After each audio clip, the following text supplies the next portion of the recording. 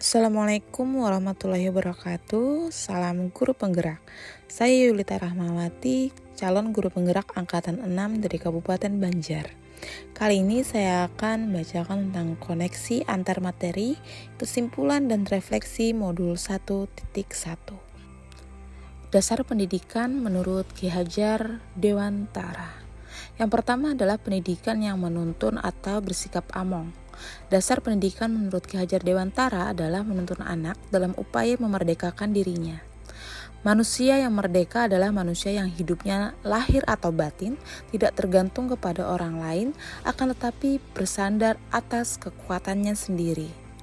Sehingga dapat dikatakan pendidikan adalah menuntun anak agar menjadi manusia merdeka yang selamat raganya, bahagia jiwanya, sebagai manusia dan anggota masyarakat. Yang kedua adalah menuntun anak sesuai dengan kodrat keadaan. Yang pertama adalah sesuai dengan kodrat alamnya, di mana kodrat alam berkaitan dengan karakter, sifat, potensi, dan lingkungan tempat anak berada.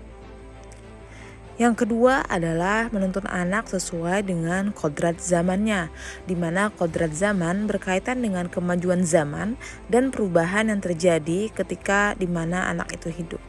Yang ketiga adalah pendidikan merubah budi pekerti. Budi pekerti ialah perpaduan antara cipta dan karsa sehingga menciptakan karya. Pendidikan harus holistik dan seimbang, sehingga menghasilkan kesempurnaan budi pekerti sehingga membawa anak pada kebijaksanaan diri. Budi pekerti yang melatih anak untuk memiliki kesadaran yang utuh untuk menjadi dirinya. Yang keempat adalah pendidikan yang berpihak pada anak.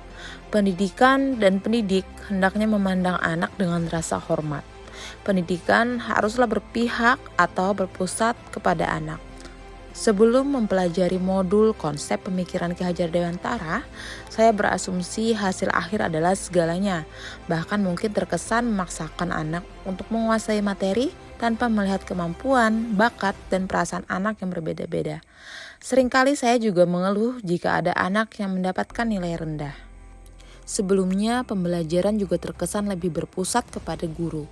Peran guru lebih dominan dibandingkan dengan anak. Sebelumnya juga kurangnya kedekatan secara emosional antara guru dengan anak, sehingga penanaman nilai karakter kurang terbangun dengan baik. Guru juga kurang memahami karakter anak. Namun setelah mempelajari pemikiran Ki Hajar Dewantara, saya semakin paham dan sadar bahwa setiap anak itu berbeda-beda. Mereka memiliki keunikan, karakteristik, bakat, dan kemampuan yang berbeda-beda. Tugas kita sebagai pendidik adalah menuntun, memberikan arahan, kesempatan, kepercayaan, dan memfasilitasi mereka dengan sebaik mungkin. Saya memahami bahwa pembelajaran tanpa tekanan akan jauh lebih menyenangkan bagi anak. Dengan usia anak yang masih berada pada usia bermain, maka pembelajaran dengan berfokus utama kepada anak, serta dengan menggunakan pendekatan dan metode belajar yang variatif akan membuat anak senang, semangat, dan mengikuti pelajaran dengan baik. Sebagai pendidik, saya tidak bisa memaksakan kehendak kepada anak. Saya harus merancang pembelajaran yang dapat mengakomodir segala kebutuhan anak. Saya juga harus mengidentifikasi karakter, tingkat perkembangan anak, dan hambatan anak dalam belajar.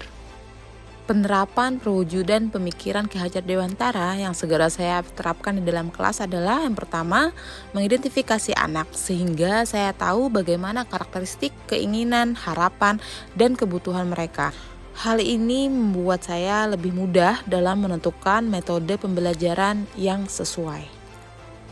Yang kedua adalah melakukan pembelajaran yang berpusat kepada anak, yang sesuai dengan kodrat alam dan kodrat zaman anak, menerapkan pembelajaran yang interaktif dan menyenangkan, serta melibatkan anak sebagai subjek utama. Selanjutnya adalah berusaha menjadi teladan yang baik bagi anak dalam perkataan dan perbuatan, serta melakukan pembiasaan pendidikan karakter secara berkelanjutan. Saya juga berusaha melakukan pendekatan secara emosional agar lebih memahami karakter anak, serta menjalin kerjasama dengan orang tua melalui paguyuban orang tua atau wali murid. Bapak dan Ibu guru hebat, marilah kita terus bergerak untuk mewujudkan profil pelajar Pancasila.